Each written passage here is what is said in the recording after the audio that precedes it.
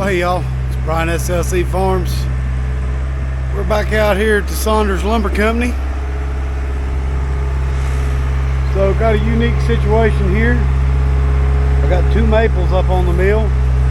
This log had a big crook in it, and we figured it would be best to cut it in two pieces. So we've got a piece just over almost 5 foot there, just over 6 foot there, and we'll cut it as two separate logs. But that's one of the nice things about this mill.